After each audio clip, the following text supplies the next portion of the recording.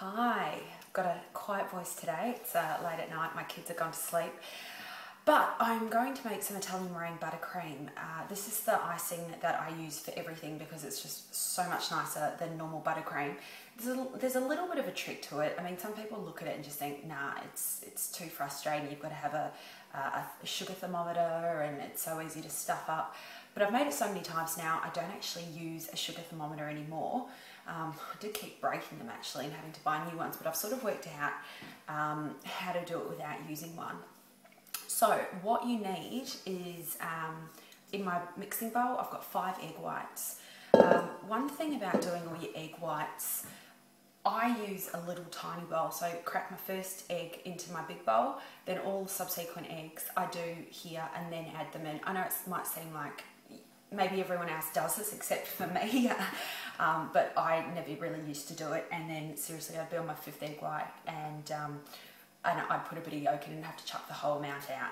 So actually just before when I was putting my egg whites in here, the last time I put the yolk in instead of the egg, so the things we do when we're a bit tired. Anyway, so I've got that there. I have got butter, 450 grams of butter, which is heaps.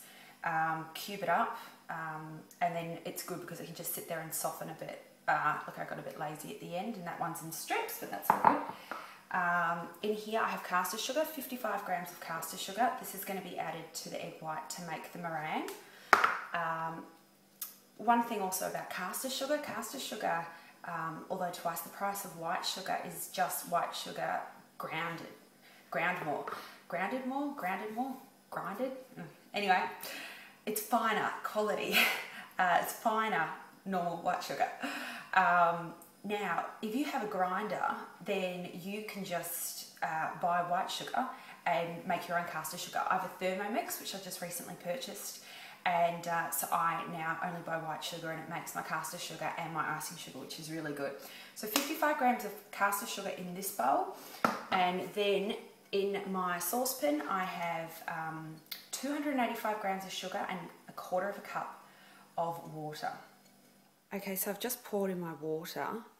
Don't touch the sugar. You do need it all to be sort of mixed around. I'm gently sort of tipping it up so the water covers it. The thing is, if you end up getting sugar on the outside of the bowl, when it starts boiling, if it picks up any of the crystals, the sugar crystals on the side, it can just turn into this big solid mess. I've done that quite a few times, so it's taken me a little while to work it out. You want all the sugar to be covered with the water before you start boiling. Okay, I've just started up my mixer. Just started on quite a slow speed, just to sort of get the bubbles happening. Over here I have got my water and sugar mixture. Don't, Lily. Which I've just put on the full temperature, and my kids are eating the icing. Okay, so once it starts bubbling up a bit, you can start increasing the temperature.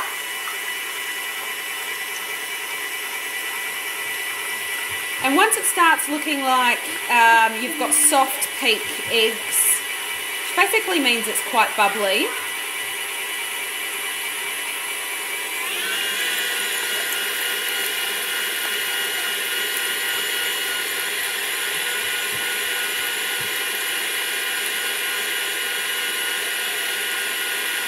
okay, I'm going to turn it down, add in my sugar, and then I'm just going to put that back up again and leave it, and it's going to be a beautiful meringue. Okay, onto this one. You can see here it hasn't even started bubbling. Okay, you can see that it started bubbling up around the sides. Basically, we want to wait until it's bubbling in the center. So it's going to start around the sides and then it's going to eventually work its way into the center. Okay, you can see that it's really coming into the center. It's not going to be that long. It's nice and clear around the edges, and then it's sort of that murky solid sugar in the middle.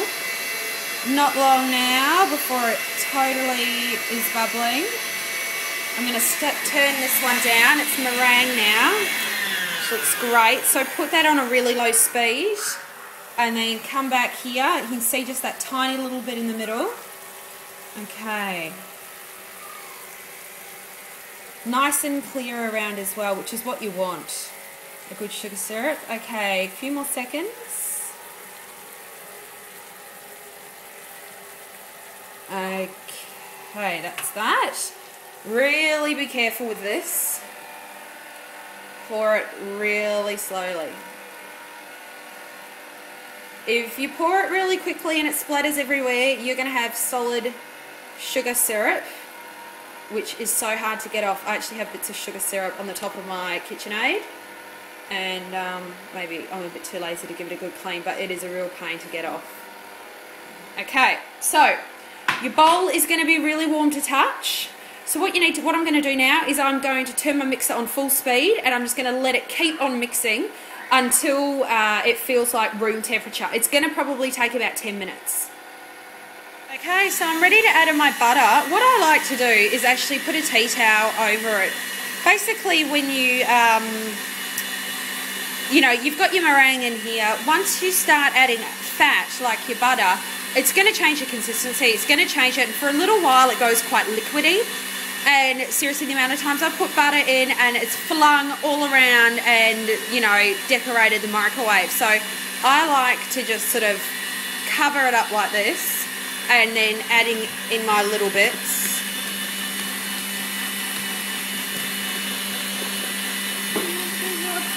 Just wait, honey.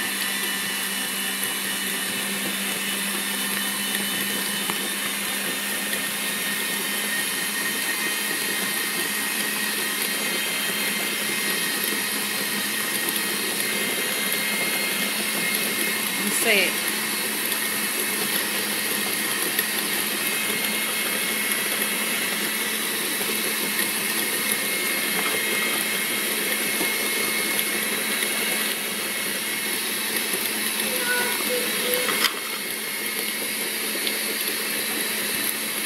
Just wait over.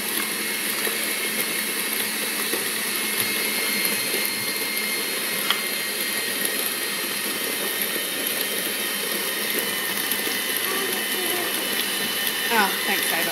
Okay, I'm going to stop it. Okay, I just want to show you what it looks like. Okay, I've still got chunks of butter in there, but I just want to show you. See how it's dripping? I mean, obviously it still needs to be mixed because you've got lumps of butter. If you look at that, it's like a soft whipped cream look. It's still liquidy, it's dropping down. Okay, so you need to keep mixing it till all the butter's mixed in. And once it starts looking like it, basically once it's done, you should lift up your beater and it should all stick to the beater because it's that stiff. It needs to be stiff enough.